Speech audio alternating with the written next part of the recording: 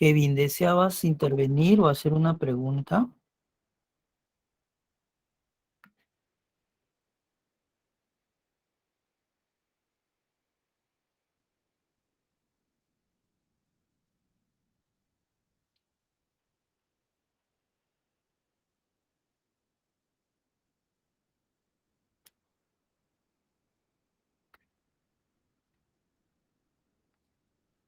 Doctor, creo que se salió de la clase porque acabo de ver que se salió y creo que es su internet. Salí de la clase. Ahorita la clase se está grabando. No, el compañero Kevin, vi que Ah, abandonó la reunión. ok, sí, seguro debe ser su conexión a internet. Voy a pasar lista, ¿sí? Jonathan Ampuero. Presente, doctor. Buenas noches. ¿Qué tal? Mari Aranda.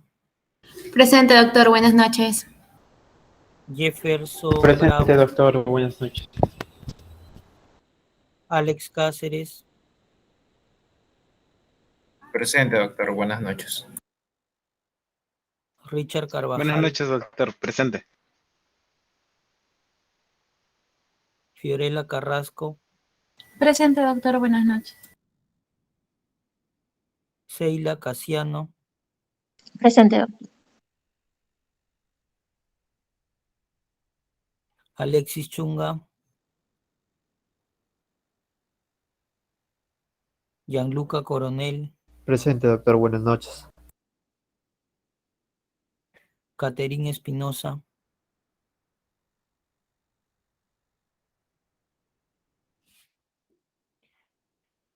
Mailí Farge. Presente, doctor, buenas noches. ¿Quién de ustedes sabe, Caterín está en la práctica de los jueves o los sábados? Su compañera. Caterín Espinosa. ¿La conocen o no? Helen García. Presente, doctor. Buenas noches. Omar Jerónimo. Buenas noches, doctor. Presente.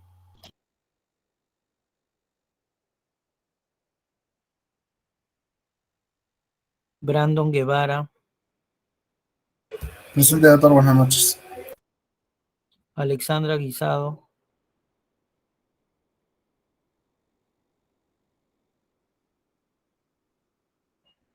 Buenas noches, doctor. Presente. Delia Guamaní. Eliburca Guamaní, doctor. Presente. Sí, buenas noches. Carmen Guaitaya. Buenas noches, doctor. Presente. Maritza López.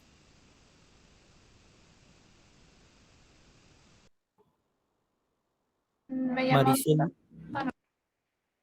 Maritza. Sí, doctor, disculpe. Es que en mi casa hay algo de ruido, pensé que me había llamado. Marisela Lozano. Por el chat dijo presente, dice que no, que está mal su micrófono. Okay. Daniel Machado. Presente, profesor. Jan Mesa.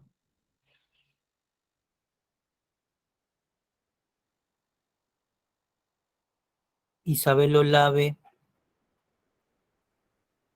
Presente, doctor. Connie Patiño. Presente, doctor. Giancarlo Puelles. Presente, doctor. Miriam Quispe. Presente, doctor. Kevin Ramírez. Presente, doctor. Buenas noches. Brigitte Ramos. Buenas noches, doctor. Presente. Carlos Rosas.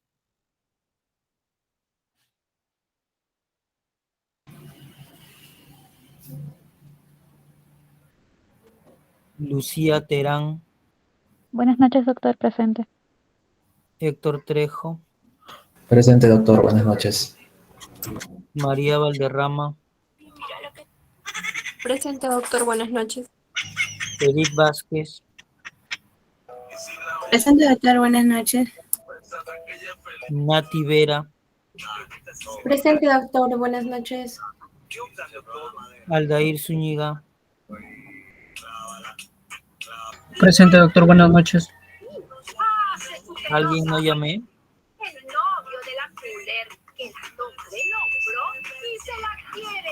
¿Llamé a alguien? ¿Falta? Bien. Muy bien. A ver, veamos. Hola, Ale, ¿cómo estás? Somos Amor y Fuego. ¿Cómo estás? Doctor, buenas noches. Todavía no, sí me ha llamado, pero fui al baño. Alexis. Eres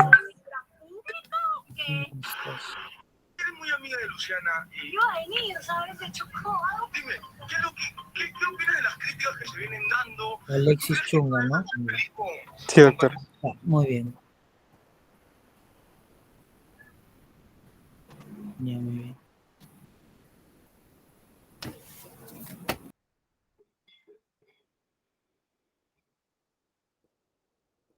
Carlos.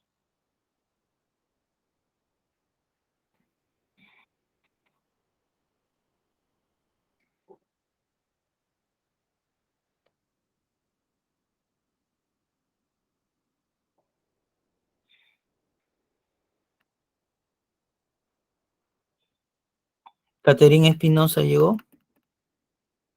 Se conectó. Jan Mesa.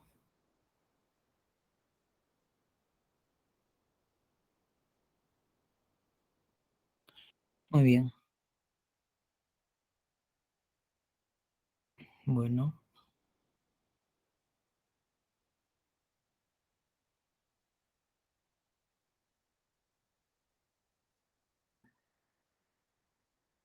Bien. Voy a compartir mi pantalla. No voy a poder ver si ustedes levantan la mano, así es que tienen que hablar directo, ¿sí?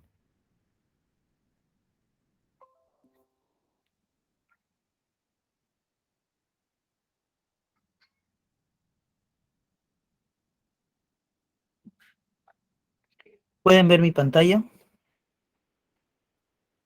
Sí, doctor. Sí, doctor.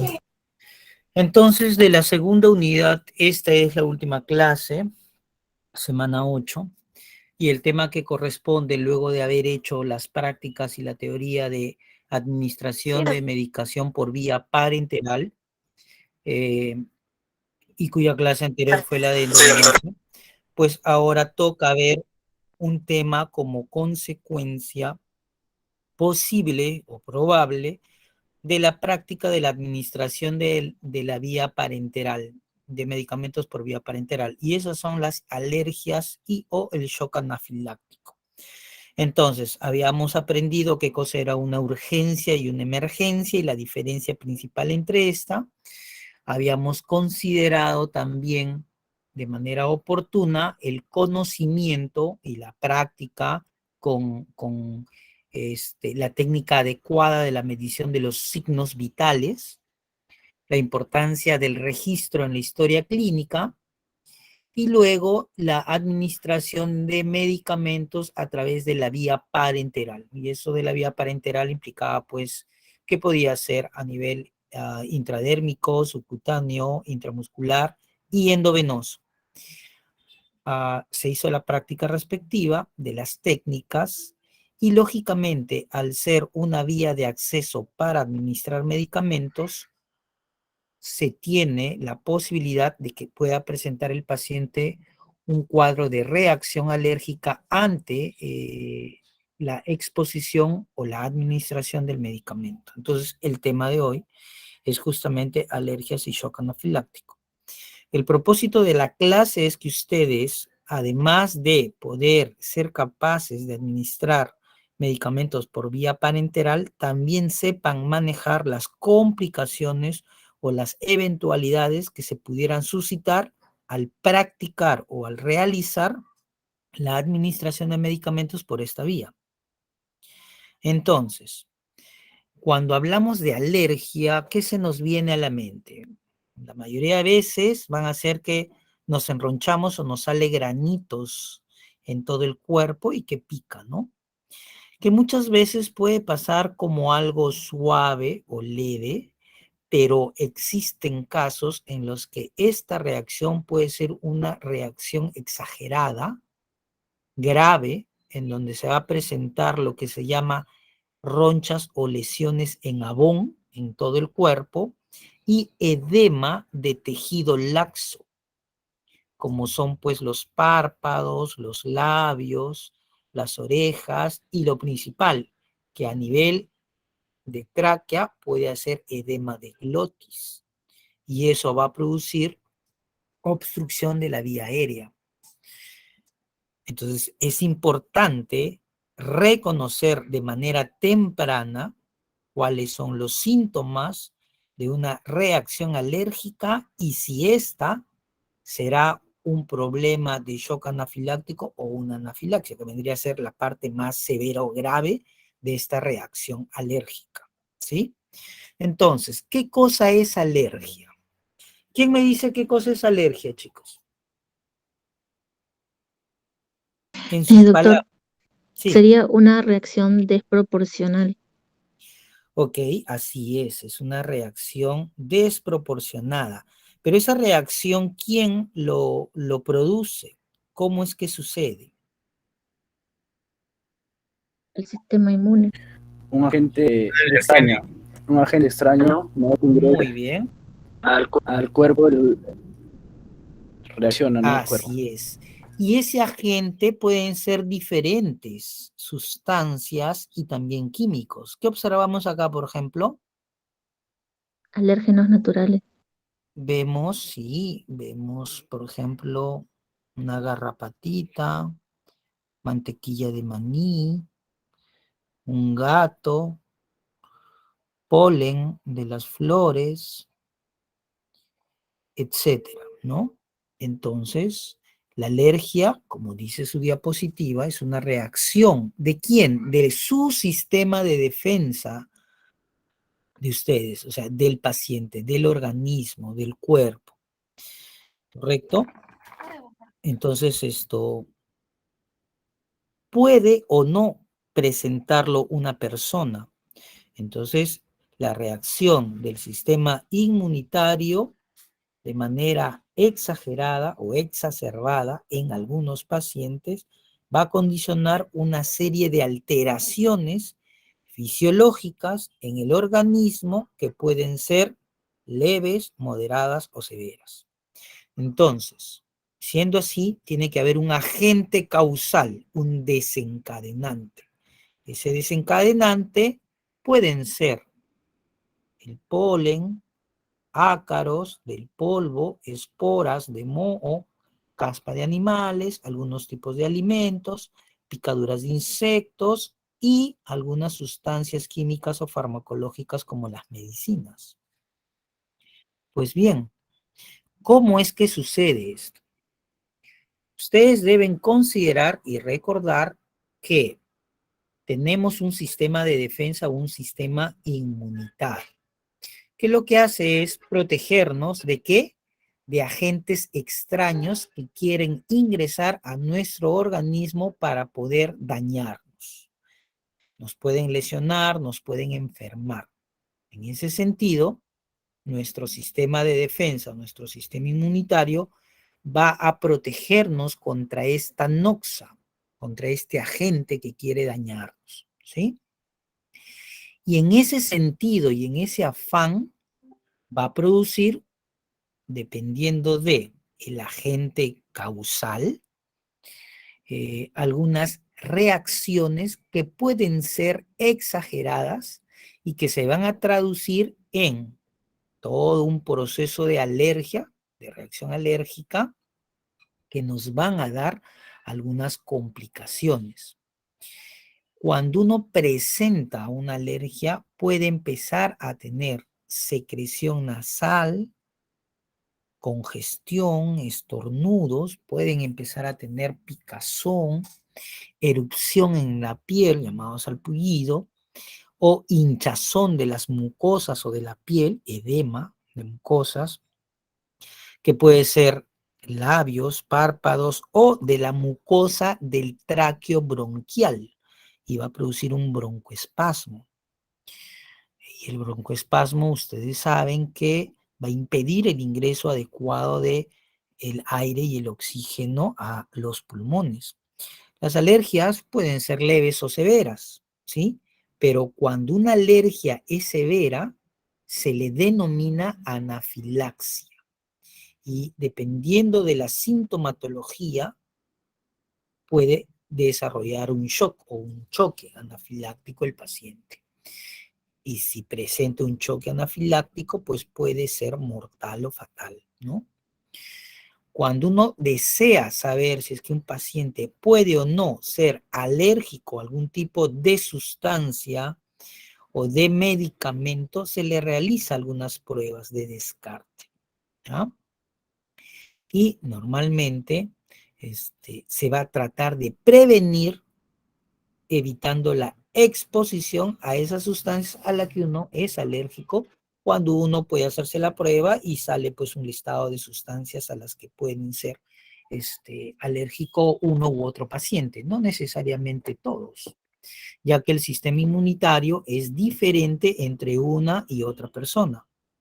Como podemos ver acá, por ejemplo, pueden presentar, ¿qué cosa? Secreción nasal, lagrimeo, enrojecimiento, edema de párpados, dificultad para respirar, tos, erupciones, etc.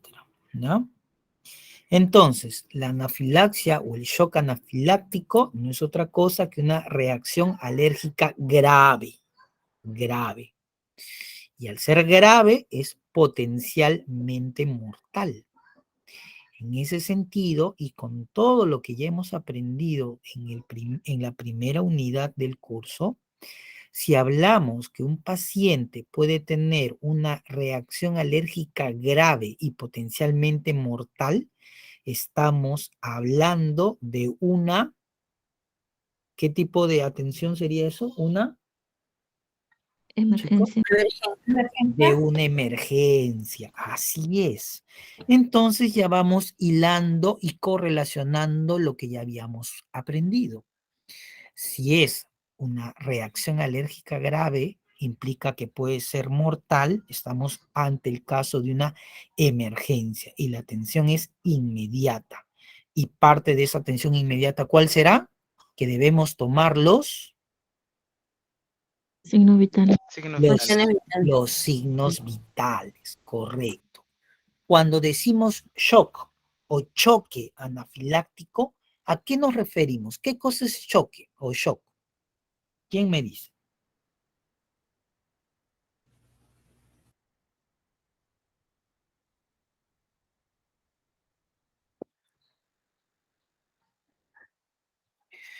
Es una serie de sucesos que va a presentar la persona o que se van a suscitar en el organismo que van a hacer que éste colapse, ¿correcto?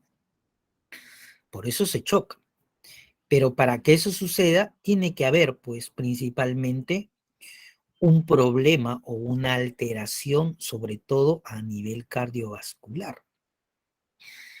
Cuando la reacción grave es desencadenada por una sustancia química, debemos considerar a esta sustancia química como un alergeno, algunos le llaman alérgeno, que es pues una sustancia que produce reacción alérgica. El sistema inmunológico, nuestra defensa, va a reaccionar y va a producir, va a inducir la producción o el desarrollo de anticuerpos. Estos anticuerpos que van a estar contra el alergeno, o sea, la sustancia dañina, que lo considera así nuestro sistema de defensa. Estos anticuerpos se denominan inmunoglobulinas y la que está relacionada a la alergia es la del tipo E, la inmunoglobulina E. Hay diferentes tipos de anticuerpos. Está la inmunoglobulina A, la G, la E, la D, etc. Pero solo la inmunoglobulina E es la que está relacionada a las reacciones de alergia. Entonces, cuando sucede que estamos expuestos a un alergeno y nuestro sistema de defensa produce inmunoglobulina E como anticuerpo para la defensa, estas van a estimular y van a inducir a unas células especiales en sangre para que liberen una sustancia que se llama histamina, ¿ya?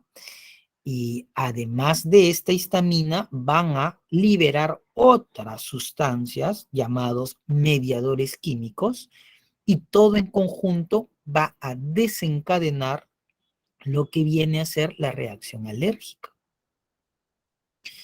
Entonces, esa es más o menos la fisiología, fisiopatología de todo lo que viene a ser la alergia, ¿ya? Entonces, como ya sé qué o cómo se va a producir esta alergia o anafilaxia, yo debo considerar para determinar la gravedad dos aspectos. Si considero al evaluar a mi paciente que tiene dificultad para respirar o presenta vómitos repetidos o hay pérdida de conciencia o hay dificultad para pasar el aire, sensación de nudo u opresión de garganta, yo debo considerar estos como síntoma grave. Pero si solamente contabilizo urticaria, erupción a nivel del cuerpo pruriginosa, más vómitos o vómitos y inflamación de mucosa, yo puedo considerar a estos como síntomas leves. La suma de dos me hará la consideración de que es una alergia leve, ¿ya? Pero sea cual fuera la categoría, el tratamiento debe ser inmediato, ¿sí? Entonces, consideraré anafilaxia si es que presenta cualquier síntoma de gravedad. Dificultad para respirar, vómitos repetidos, pérdida de conciencia, opresión de garganta.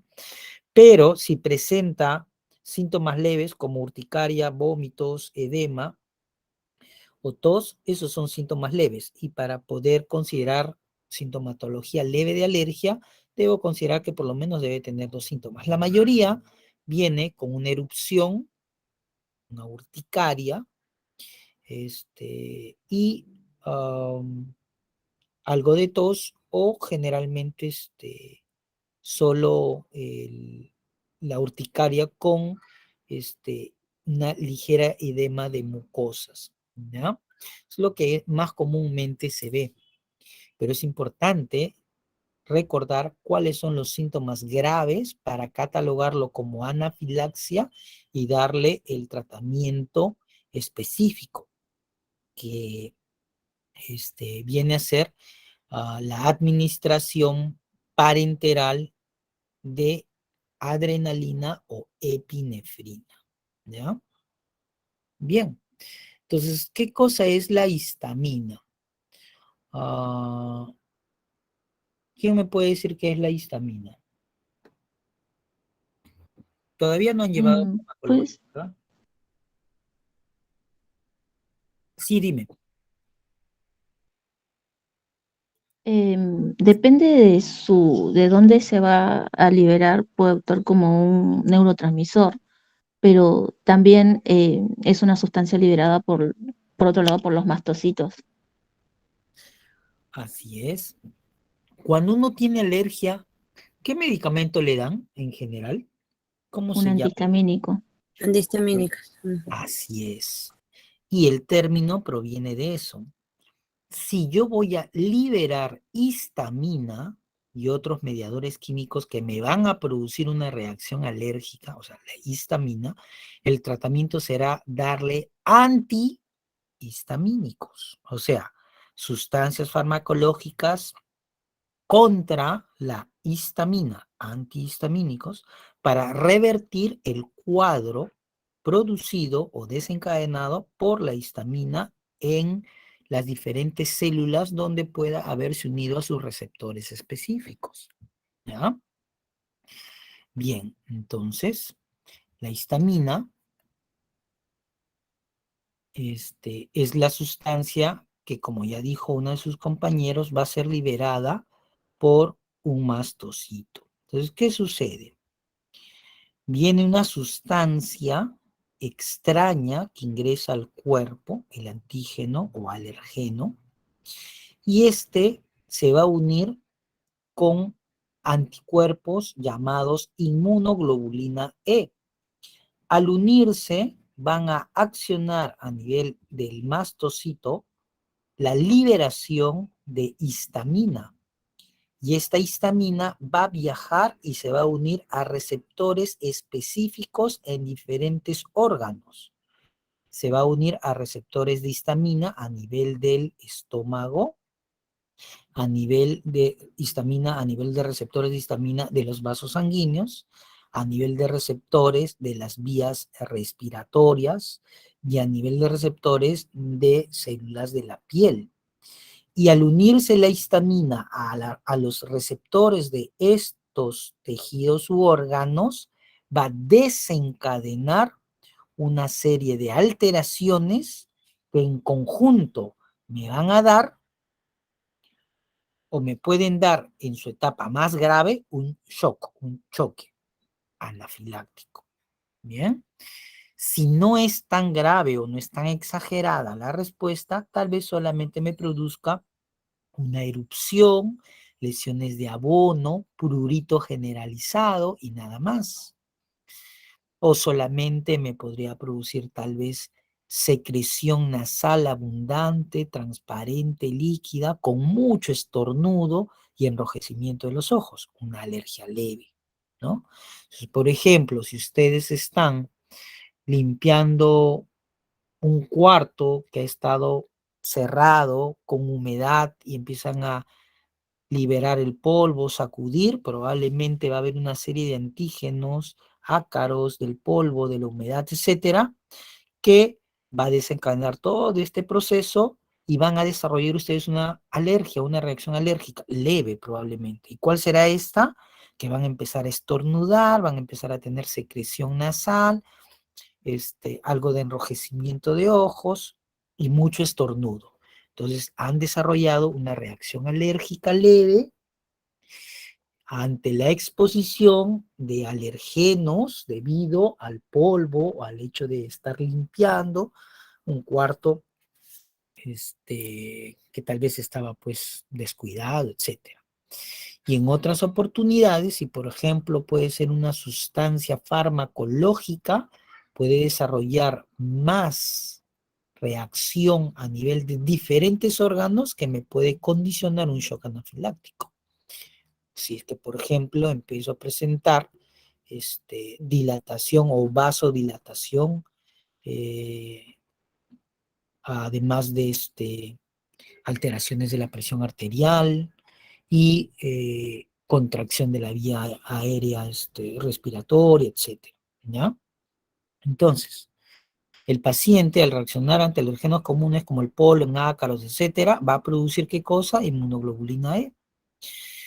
Esta va a entrar al organismo, se une y liberan sustancias como histamina y luego va a empezar a presentar los diferentes síntomas. Los síntomas van a ser dependiendo a dónde se ha unido la histamina. Puede unirse a nivel del tubo gástrico, puede producir dolor de barriga y diarreas. Si es que es en vaso sanguíneo, va a bajar la presión, produce vasodilatación. Si se une a receptores de la vía respiratoria, va a hacer vasoconstricción, va a funcionar como si fuera un broncoespasmo, etcétera. ¿Ya? Bien, entonces, para esto yo debo saber cuáles son esos receptores de histamina. Y son 4 tipos de receptores de histamina, que se clasifican de acuerdo a un número. Receptores de histamina tipo 1, tipo 2, tipo 3 y tipo 4. Entonces, cuando el mastocito, la célula mastoidea, libera la histamina, esta histamina se puede unir a un receptor tipo 1, un tipo 2, un tipo 3 o un tipo 4. ¿Y dónde se encuentra el receptor tipo 1? A nivel de músculo liso, endotelio y cerebro. Y los de tipo 2, están en nivel de la mucosa gástrica, el músculo cardíaco, mastocitos y cerebro. Y el tipo 3, a nivel presináptico, a nivel del cerebro, plexo mientérico y otras neuronas. Y el receptor tipo 4, bueno, está en el intestino delgado, el timo, el vaso, el colon. Entonces, ¿qué pasará si es que la histamina se acumula y acciona principalmente el receptor tipo 4? ¿Quién me puede decir? ¿Qué presentará el paciente?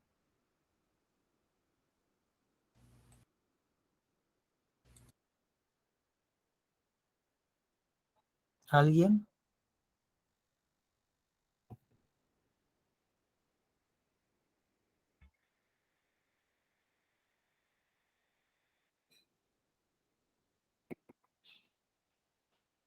Chicos, ¿o no están escuchando la clase? ¿Podría ser inflamación del timo, doctor? Ok, pero el timo es un órgano que Fue normalmente se ve en niños. Intestino delgado y colon, ¿qué podría presentar el paciente como reacción alérgica? Diarreas, Diarreas, cólicos. doctor. inflamación en el intestino. Así es, cólicos y diarrea. ¿Nunca han tenido un problema de intoxicación alimentaria? Comen una sustancia que les cae mal y producen cólico y diarrea y se deshidratan porque empiezan a hacer pues un problema exagerado de posiciones luminosas y repetidas, ¿no? Entonces, y de esa manera es que se va a presentar los cuadros de reacciones alérgicas. Bien. Lógicamente esto ustedes lo van a estudiar en más detalle cuando lleven farmacología.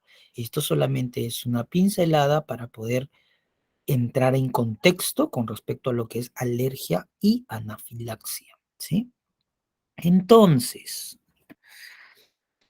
la histamina, dependiendo de los receptores a los que se una, ¿qué puede producir? Taquicardia, edema o inflamación de piel. Puede producir algunas alteraciones a nivel de la suprarrenal, puede producir alteraciones a nivel de la permeabilidad de los capilares, puede producir alteraciones a nivel de las vías respiratorias, estructura de los bronquios, puede producir alteración a nivel de los vasos sanguíneos, puede producir alteración a nivel del estómago y también a nivel de la sangre. Y todas estas alteraciones que se desencadena por la histamina al unirse a los receptores específicos de cada uno de estos órganos o sistemas que son catalogados del 1 al 4, van a ser manifestadas sintomatológicamente o por algunos signos que yo puedo observar en mis pacientes y que me va a dar una idea de lo que está suscitándose o sucediendo en su organismo. Entonces yo podría observar edema de párpados, prurito generalizado, sensación de ahogo o que la garganta está obstruida, o los famosos abones, que vienen a ser unas ronchas exageradas en todo el cuerpo, muy pruriginosas. ¿Bien? Entonces, ¿cuáles serán? Si yo hablo de signos y síntomas, estoy hablando de manifestación clínica, ¿no? ¿Cuál será la manifestación clínica de una reacción alérgica? Bueno, si yo he administrado un medicamento por vía parenteral, sea intramuscular, endovenosa, etcétera, podría manifestarse en caso de que el paciente haga esta reacción alérgica lo siguiente. Puede presentar urticaria, pérdida de conocimiento, hinchazón o edema de lengua, incapacidad para tragar, edema de glotis y de mucosa, disminución de la presión arterial, frialdad de extremidades, convulsiones, el malestar general intenso, angustia, escalofríos, puede empezar a presentar respiración ruidosa, dolor abdominal intenso, ansiedad, sensación de desesperación. Puede presentar tos, mareos, urticaria, náuseas, vomitos, etc. ¿Sí? Entonces, va a presentar una serie de alteraciones. Uy, pero ¿cuántas serán? Para eso yo debo tener siempre en mente los receptores tipo 1, 2, 3 y 4, dónde se localizan. Y dependiendo de eso, yo sabré qué manifestaciones puede estar presentando y en dónde se debe estar localizando. Y cuando es así, yo debo considerar el motivo o la causa por la cual está presentando esta manifestación clínica. Cuando hablamos de reacción alérgica, pues estamos hablando de sustancias farmacológicas y no farmacológicas. Cuando hablamos de sustancias farmacológicas, nosotros podemos considerar hasta 5 grupos de sustancias que pueden hacer las veces de alergenos y que son generalmente responsables de shock anafiláctico. Y estos son los anestésicos y los curares. Por eso, si ustedes van a hacer la carrera de anestesiología, por ejemplo, ustedes van a tener que ser expertos en RCP y además tienen que saber cómo manejar y qué tipo de anestésicos van a usar con su paciente en sala de operaciones, ya que es muy común y es parte de los 5 grupos de alergenos que producen shock anafiláctico. No estoy diciendo reacción alérgica leve, sino severa o grave, o sea, anafilaxia o shock anafiláctico. También están los venenos de los himenópteros, los antiálgicos, productos yodados y de contraste. Por ejemplo, si le dicen que necesitan una resonancia o una tomografía con contraste, porque tuvo un traumatismo encefalocraniano el paciente. Envían al paciente y si no han hecho bien la historia clínica, no han recabado la información de que el paciente puede ser alérgico a diferentes tipos de sustancias, entonces podría también ser alérgico al contraste que se le va a administrar endovenosamente para que se realice esa imagen, sea de tomografía, resonancia, etc. Y al ser administrado el medicamento, les va a hacer un shock anafiláctico al momento del procedimiento. Y bueno, y lo otro y más común que se ve en emergencia, pues es las alergias o el shock anafiláctico de los antibióticos, algunos de ellos que se administran pues por vía parenteral, ¿no? ¿Cuál es el común? El que más piensan que puede hacer alergia. ¿Los antibióticos? Sí, dentro de antibióticos. ¿Qué antibiótico es el que dice, uy, puede ser alergia? Vamos a hacerle su prueba. Penicilina. La penicilina, ¿no? Así es. Y es muy común porque hasta niños y adultos que toman pastillas o jarabes de amoxicilina, por ejemplo, van a hacer su reacción alérgica, ¿no? Y vienen después de unas horas con que el labio se le hinchó, el párpado está hinchado, o que le salió granitos en todo el cuerpo y está que se rasca como loco, ¿no? Entonces le dio alergia, le chocó el medicamento, dicen, ¿no? Entonces, ya sabemos que es una reacción alérgica que puede desencadenarse en una anafilaxia y que yo debo tener presente los síntomas o la manifestación clínica para determinar si es o no es un cuadro de alergia leve o grave, ¿no? Pero ya van a saber.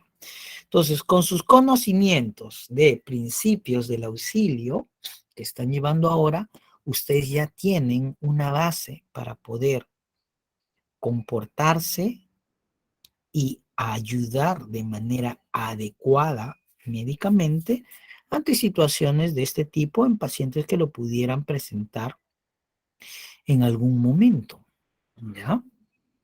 Y esto probablemente lo puedan ustedes vivir también cuando algún familiar presente una reacción alérgica.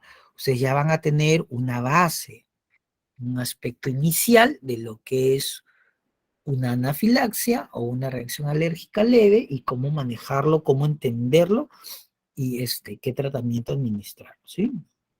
Bien. Las otras reacciones alérgicas no farmacológicas pueden ser por plantas venenosas, algunos animales, el polen, el látex, por ejemplo. Como anécdota en mi internado, hace años, por ejemplo, a la emergencia, nos estaba rotando por gineco-obstetricia, en emergencia, llegó una señora, bueno, no era señora, era señorita, que tenía todos los genitales edematizados. Y el hecho es que este paciente era alérgica al látex del condón. Entonces, había tenido relaciones y había desencadenado este cuadro de alergia. Entonces, hay alergias al látex.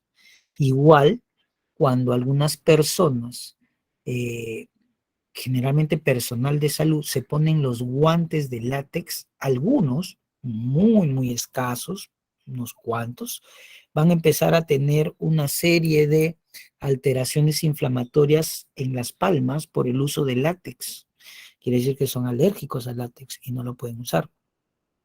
También están las picaduras de abejas, que como todo mundo sabe, siempre va a producir una reacción, pues, muy dolorosa, pruriginosa, con edema de la zona de la picadura. Lo otro es, pues, la inhalación del polen, el polvo, el moho, y la caspa o los ácaros de animales y de algunos ambientes, ¿no? Entonces, la reacción alérgica puede ser por contacto cutáneo, por inyección, algunas abejas, por ejemplo, inhalación de algunas sustancias y por la ingestión de medicamentos, que ya lo habíamos visto, que puede ser por administración parenteral o por administración enteral de medicamentos. Y ahora ya se entiende cuando lo hablamos de esa manera. Pues bien, el manejo en sí no es otro que la administración de adrenalina o epinefrina. ¿Qué cosa es la adrenalina? ¿Sabe alguien? Una catecolamina. Así es. Y al ser una catecolamina, por ser catecolamina, tiene diferentes funciones cuando va a efectuar en diferentes órganos, ¿sí? Entonces, el efecto que puede tener principalmente puede ser el adrenérgico cuando buscamos corregir vasodilatación, sea arteriolar o de venas, ¿sí? ¿Por qué? Habíamos visto que la histamina, ¿qué produce a nivel de los vasos sanguíneos? Vasoconstricción. No. ¿Qué produce la vasodilatación? Entonces, si la histamina ha producido vasodilatación, yo tengo que corregir esa vasodilatación, ¿no? Debo hacer de que ese vaso sanguíneo vuelva a tener su capacidad de contractibilidad, o sea, que se cierre, ¿no? Que no esté dilatado, que no tenga alteración en la permeabilidad de las paredes del vaso sanguíneo. ¿Por qué? Porque la dilatación de los vasos, ¿qué me va a producir? Aumento de la presión arterial. No, la vasodilatación. Disminución. Así es. Si se dilata el vaso sanguíneo, aumenta el área interna. Al aumentar el área interna, ¿qué sucederá con la presión? La presión en las paredes de los vasos va a disminuir. claro, va a disminuir. Eso va a hacer, ¿qué cosa? Hipotensión. ¿Se recuerdan cuando hablamos signos vitales, presión arterial? ¿Sí? Bien, entonces yo voy a buscar revertir esa vasodilatación producida por la histamina, administrando adrenalina y buscando el efecto adrenérgico de la adrenalina. ¿Correcto? Entonces, de esa manera, yo voy a buscar también restaurar la presión arterial. Voy a disminuir la permeabilidad capilar. Y además voy a buscar reforzar la actividad cardíaca. Voy a hacer que el corazón lata con más fuerza, mejor, etcétera. ¿Perdón? Vasodilatación sanguínea. Esto es la pared. Y si se vasodilata, quiere decir que todo este anillo se amplía, ¿no? Aumenta. Si aumenta o se dilata, la luz se hace mayor. Y si la luz se hace mayor, la presión ejercida internamente por la sangre sobre las paredes internas del vaso sanguíneo disminuye, porque está más ampliado. Bien, y esa vasodilatación que me produce disminución de la presión arterial, ¿qué va a suceder? ¿Por qué es importante que yo tenga una buena o adecuada presión arterial? Por los capilares. Ok, muy bien, pero ¿qué tiene que pasar? Un aumento de la presión arterial va a generar edema.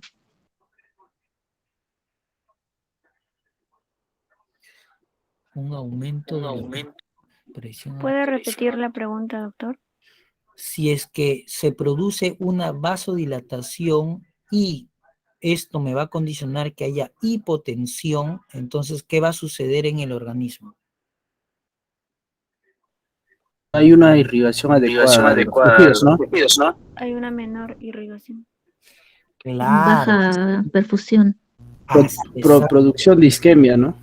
Así es, correcto. Me están respondiendo todo lo que hemos aprendido en funciones vitales en la parte de presión arterial. Y eso es muy bueno. ¿Se dan cuenta?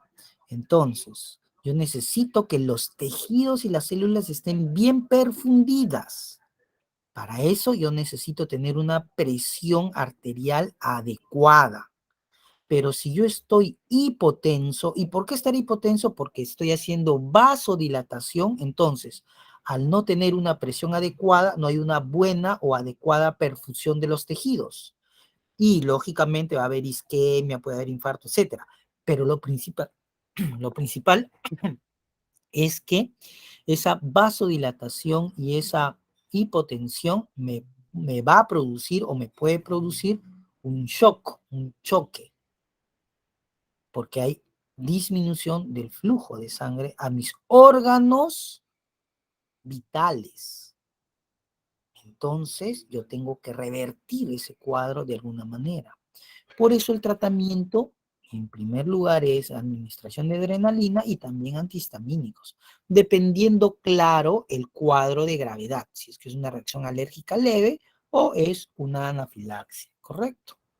¿Se entiende ahora? Entonces, ¿se recuerdan que era PAS? ¿O PAS? Conducta PAS.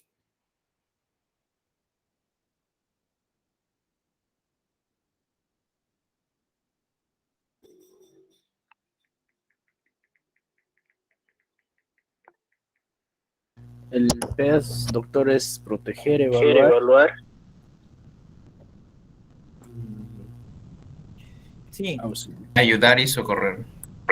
Alertar y socorrer. Okay, así es. Ok, pero recuerden, el punto era, tu conducta PAS, esto de proteger, ayudar, socorrer, etcétera, era porque principalmente, ¿qué tenías que hacer en el segundo paso? Era alertar, pedir ayuda, ¿cierto?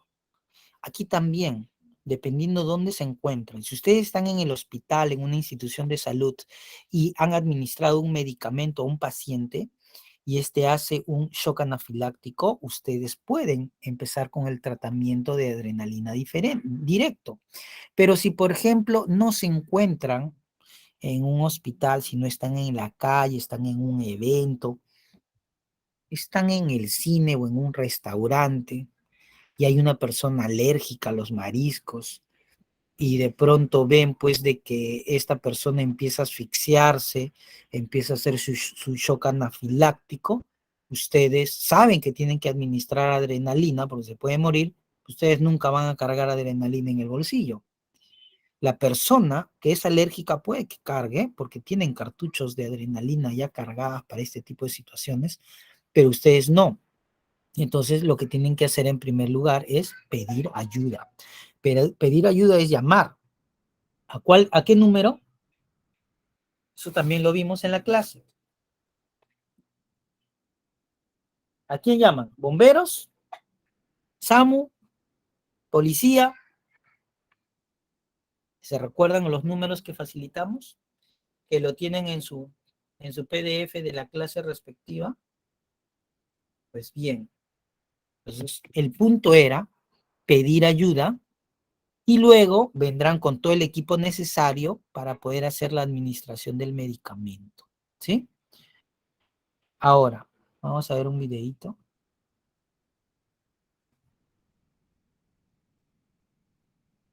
¿Te imaginas que pudieses lograr este 2022 si hablaras inglés fluido? Si la respuesta es sí, en Open... Consejo para la preparación de epinefrina en la administración de pacientes lactantes o recién nacidos. La epinefrina viene realmente en estas ampollas 1 miligramo por 1 ml, lo cual no es una concentración tan grande que no se pueda pasar de forma endovenosa directa. Sin embargo, cuando nosotros queremos administrar dosis en lactantes o recién nacidos, eso nos da una concentración de 0,01 miligramo por kilo, esa es la dosis. Para poder sacar el 0,01 miligramo, pensemos en un recién nacido de 2,5 kilos, serían 0,025 miligramos. ¿Cómo sacamos eso de acá? El consejo es llevarlo a dilución 1 a 10.000. De la presentación de esta ampolla es de 1 a 1000. Entonces, para agregarlo a 0, en vez de tener 1 miligramo en 1 ml, deberíamos tenerlo en 10 ml. Para eso, nosotros vamos a tener una ampolla de suero fisiológico, una jeringa de 10 ml, vamos a tener una jeringa de purina, la cual me va a permitir sacar unas dosis más pequeñas, en este caso los 0,025 miligramos, y una llave de traspaso. La llave de traspaso aquí es clave para poder hacer la técnica de la jeringa madre. Nuestra ampolla de epinefrina, tenemos mucho cuidado al abrirla. Abrimos también nuestro suero fisiológico.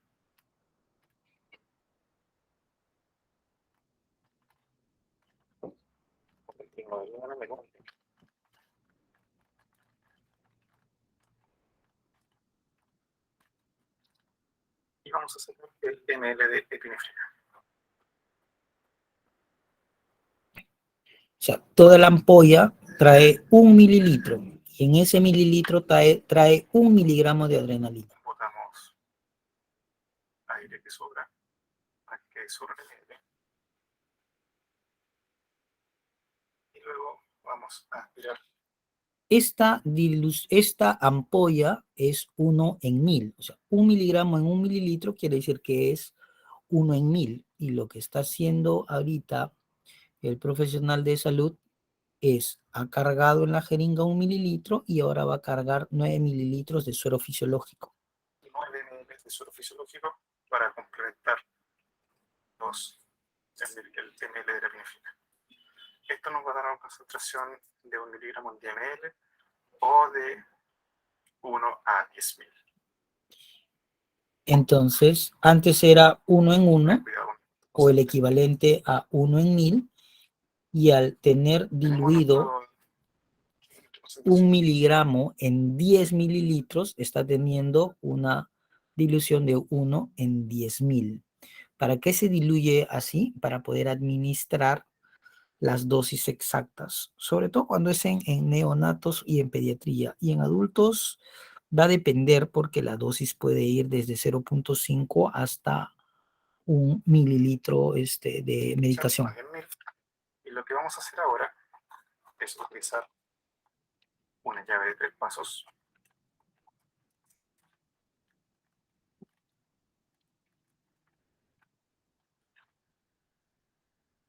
Donde vamos a cerrar el paso hacia abajo.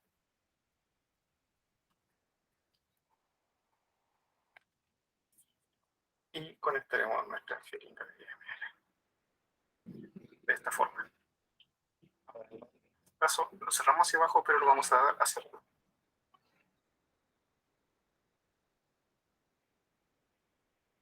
De forma que tenemos conexión de aquí hacia acá, pero no hacia abajo. Y vamos a conectar nuestra jeringa de tuberculina. Entonces ya habíamos repasado los tamaños de jeringa, ¿no?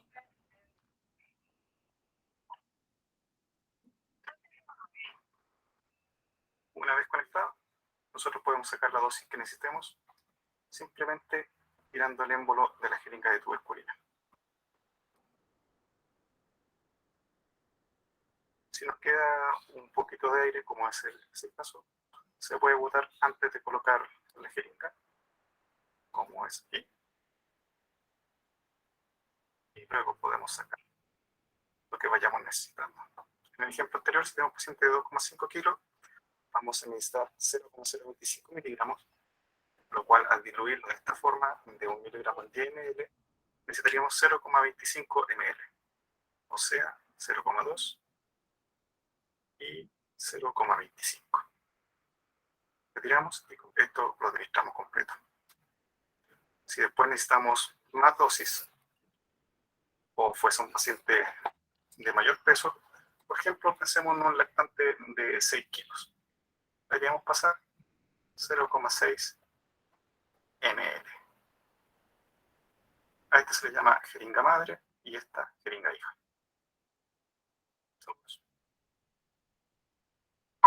Bien, entonces esa era más o menos la técnica de cómo se hace la preparación y la dilución respectiva. Ya que la dosis, esto va como máximo hasta 0,5 miligramos en adultos y en niños es hasta 0,3 miligramos, ¿no? Ahora, ya vienen algunos cartuchos con dosis precargadas en la que tú solamente sacas el tapón de seguridad y te autoadministras. Ahora, puedes repetir las dosis entre cada 5 y cada 15, normalmente es cada 10, dependiendo de la severidad, ¿no? La mayoría dice, espérate y dale una dosis cada 5 o cada 10 si es que observan que hay una buena respuesta. Pero eso va a depender mucho de cómo se encuentra el paciente cuando llega la emergencia.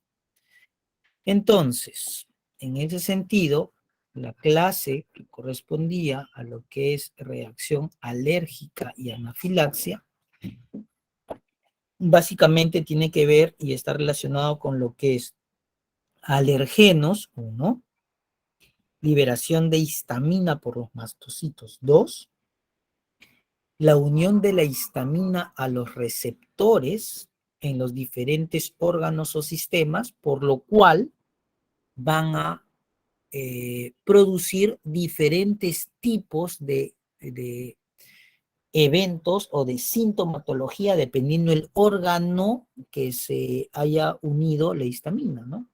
Entonces, si es a nivel de mucosa gástrica, producirá diarreas, pero si es a nivel de mucosa de vía respiratoria bronquial, producirá broncoespasmo o edema, ¿no? Etcétera. Entonces, recordar que la anafilaxia es una afección crítica o grave que va a producir alteración brusca a nivel del torrente sanguíneo, lo que conlleva pues una reacción alérgica grave, desencadenada por por una sustancia o alergeno que es quien lo produce, ¿ya? Entonces, reacción alérgica severa, eso es anafilaxia. Cuando se ve afectado el sistema cardiovascular o el sistema sanguíneo, entonces va a producir un shock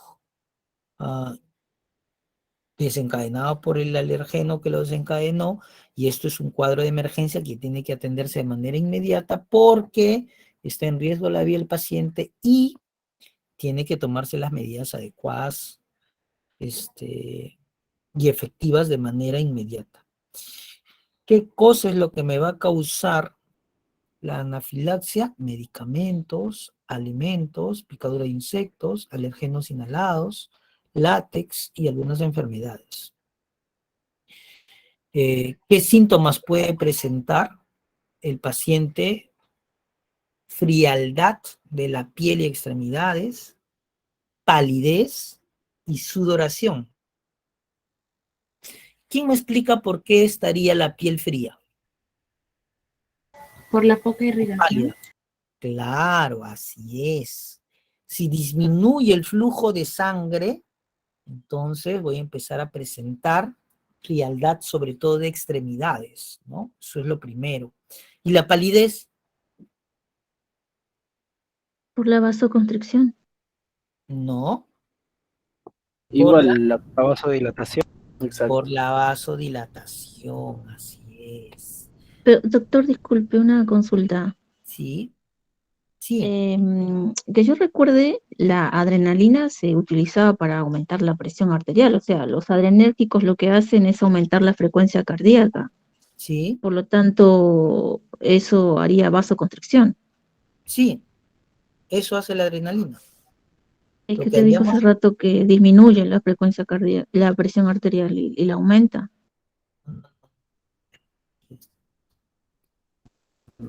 Lo que se dijo fue que, que la Corrige, alergena corrige o sea, la adrenalina corrige la vasodilatación que se presenta por la histamina. ¿Correcto? Entonces, yo busco revertir la vasodilatación. Yo busco mejorar la presión arterial. Entonces, si yo tengo vasodilatación, ¿quién produce la vasodilatación? La histamina al unirse a los receptores de los vasos sanguíneos. ¿Qué me va a producir? Vasodilatación. La vasodilatación, ¿qué me va a condicionar? Hipotensión. Entonces yo administro adrenalina para corregir esa vasodilatación. O sea, voy a producir vasoconstricción. Y voy a restaurar y voy a mejorar o voy a recuperar mi adecuada presión arterial. ¿Por qué? Porque estaba con hipotensión debido a mi vasodilatación arterial, ¿sí? Y también va a disminuir la permeabilidad capilar. Y la permeabilidad capilar está alterada porque hubo vasodilatación arteriolar. Si no se me entendió, pues creo que ya ahora sí está un poco más clarito, ¿cierto? ¿Sí? Sí, gracias. Listo, lo importante es que tengamos todo bien en claro. A lo mejor no me supe explicar y está bien que me hagas la observación, ¿sí? Está muy bien. A ver, ¿dónde nos habíamos quedado? Aquí, ya. Entonces, síntomas, puede presentar también dificultad para respirar. ¿Y por qué habíamos dicho que podía presentar dificultad para respirar? ¿Qué va a suceder? Broncoconstricción. Así es, broncoespasmo o broncoconstricción, ¿no? Es un efecto similar al asma bronquial, similar. Entonces, ¿alguien ha tenido alguna vez una exacerbación de asma o sufre de asma?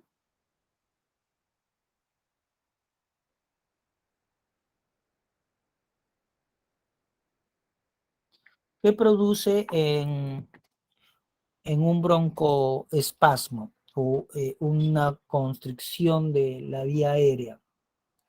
Principalmente recuerden que la histamina a nivel de mucosa va a producir inflamación o edema. Entonces, el edema desencadenado a nivel bronquial hace que la luz del bronquio se cierre. Al cerrarse por el edema o la inflación, el paciente va a empezar a tener dificultad para respirar.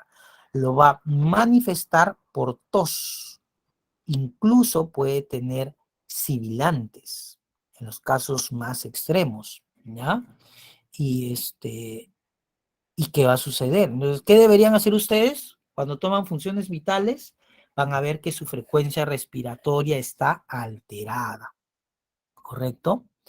¿Y qué puede suceder si es que el paciente presenta la dificultad para respirar hasta que llega a cerrar por completo toda la vía aérea y además produce edema de glotis?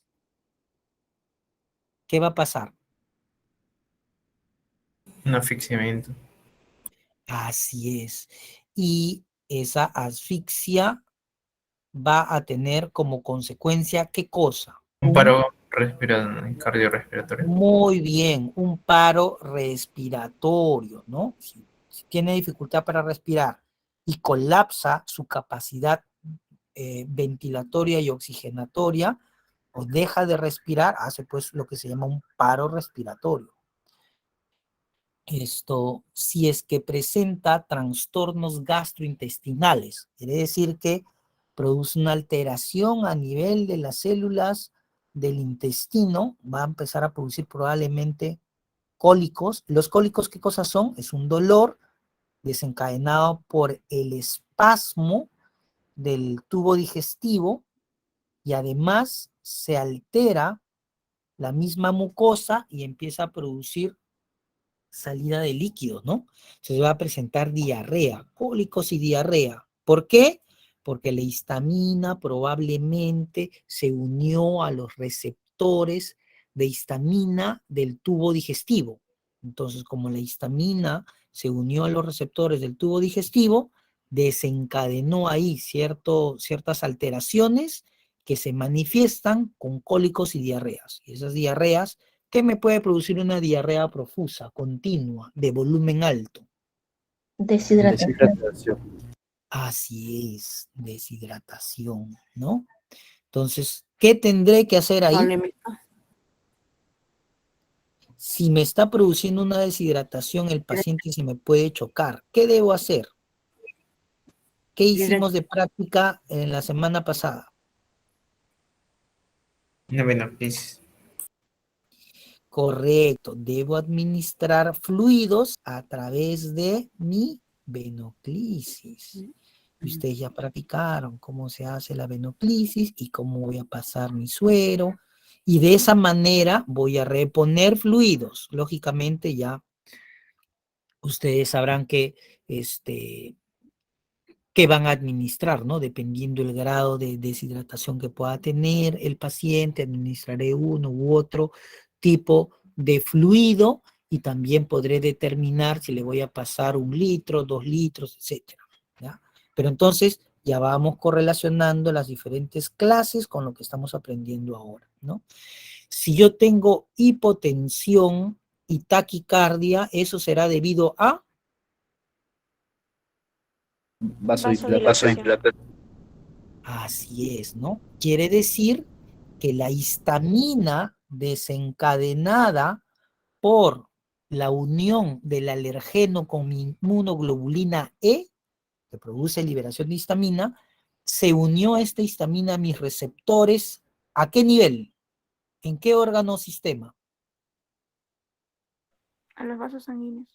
Así es, en mi sistema vascular. Entonces, al unirse la histamina a los receptores de mi sistema vascular, lo que va a producir es una alteración a ese nivel de vasodilatación.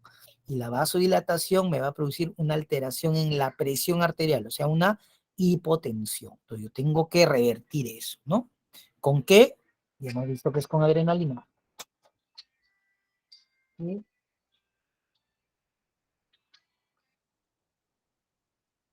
Y lógicamente, si es que yo tengo hipotensión, puedo tener también pérdida de conciencia, ¿no? ¿Por qué? Porque puede estar afectándose mi perfusión a nivel de órgano blanco. Además también que puede producir edema a nivel cerebral. Falla cardíaca, si es que se lleva ya bastante tiempo esta sustancia en los órganos efectores o en los órganos que tratan de mantenerme con vida según la función de cada uno de ellos, ¿no? Entonces, en este caso sería el corazón. ¿Bien? Ahora, ¿Cómo debo yo manejar esta situación? ¿Qué tratamiento debo dar? Pues lo primero, cuando tenemos esto, es evitar que el paciente, para una próxima vez, se encuentre expuesto a la sustancia a la que es alérgico, ¿ya? Entonces, si yo soy alérgico al polen, debo evitar mi exposición al polen, ¿no? Tal vez mi reacción alérgica sea leve al polen, pero yo debo evitarlo.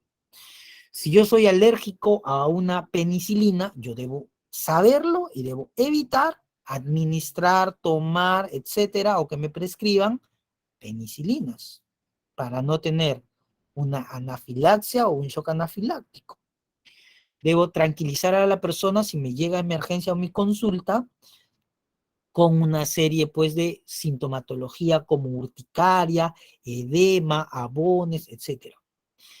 Y lo otro es que habíamos aprendido en la unidad 1, funciones vitales. Tengo que ver cómo está la respiración, cómo está su frecuencia cardíaca, cómo está su presión arterial. ¿Por qué? Porque son signos vitales. Y yo ya aprendí en la unidad anterior que los signos vitales son importantes que yo los conozca porque me sirven a mí para poder evaluar y considerar la condición de mi paciente, ¿sí? Ahora, si yo tengo a la mano un uso de kit de emergencia, lo uso. Si no, llamo por teléfono para que me puedan socorrer. La ambulancia de los bomberos, el SAMU, etcétera, ¿ya?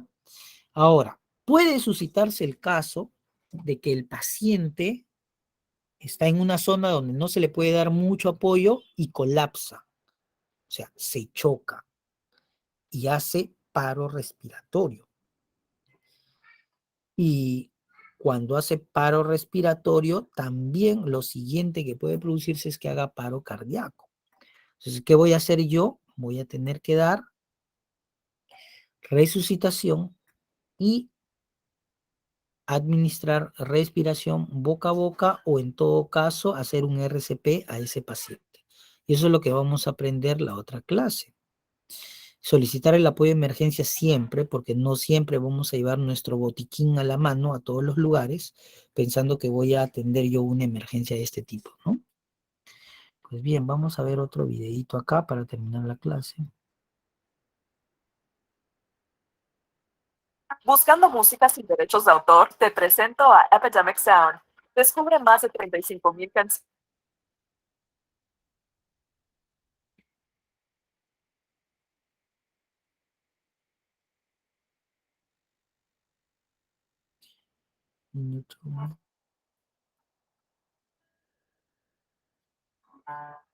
Bien, este es el dispositivo de adrenalina, viene en esta caja. Hay que retirarlo de la funda y tiene esta forma. Este tapón amarillo es un tapón de seguridad, de forma que si no lo quitamos no la vamos a poder poner y la aguja sale por esta parte negra. Hay que cogerlo por el centro, dejando los dos bordes libres como si fuese un punzón. Se pone en la parte de fuera del muslo, apoyamos, retiramos el tapón y empujamos contando hasta 10 para que se vacíe todo el medicamento. 1, 2, 3, 4, 5, 6, 7, 8, 9, 10. Retiramos y masajeamos la zona para favorecer la absorción. Tiene un dispositivo de seguridad de forma que sale este capuchón una vez administrada para que la aguja quede tapada y no nos la podamos pinchar de manera accidental. Bien, ese era un cortito. Eso es un dispositivo portátil de administración o jeringa precargada, ¿no? Cuando yo les ¿Cómo decía... perderle el miedo a la adrenalina autoinyectable? Cuando yo les decía... La adrenalina es una hormona que revierte de forma rápida los síntomas de una reacción alérgica. Está comercializada en dispositivo autoinyectable en 3 dosis, 0,15 miligramos, 0,30 miligramos y 0,50 miligramos. La persona con alergia a alimentos con riesgo de anafilaxia debe llevar siempre consigo su dispositivo de adrenalina autoinyectable por si tiene una exposición inadvertida al alimento que puede poner en riesgo su vida. La anafilaxia... Ya, entonces les decía...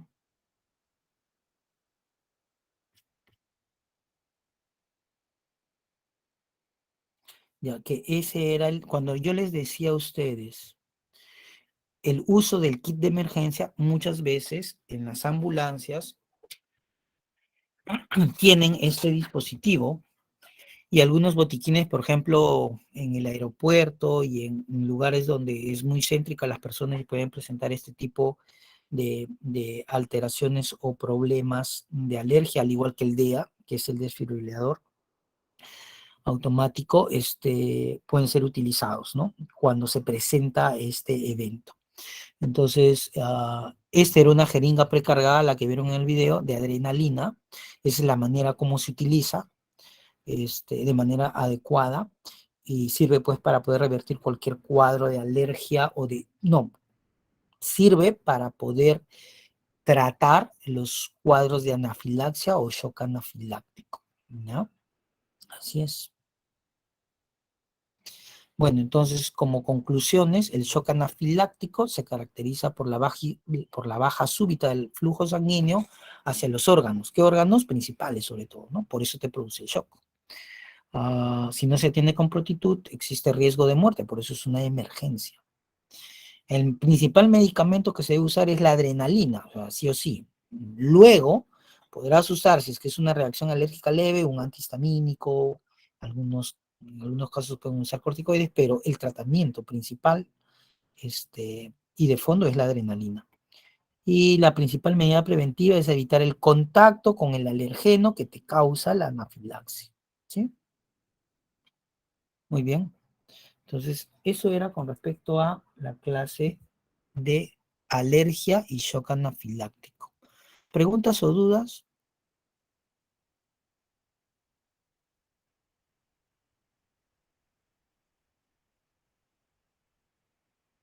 Está claro, doctor. Muy bien, listo. Entonces, en ese sentido, ya saben, el próximo lunes a primera hora dan el examen, los que tienen clase el lunes y los que tienen clase el martes harán el día martes. ¿Sí? Nada más. Entonces, por ahora terminamos la clase, repasen bien. Las preguntas son sencillas, son claras, no hay trucos y y vamos a ver cómo continuamos, ¿sí? Muy bien, chicos, saludos, descansen o continúen estudiando los que tengan clase, ¿sí? Nos vemos entonces en la práctica del día jueves, salvo que no haya ninguna pregunta adicional.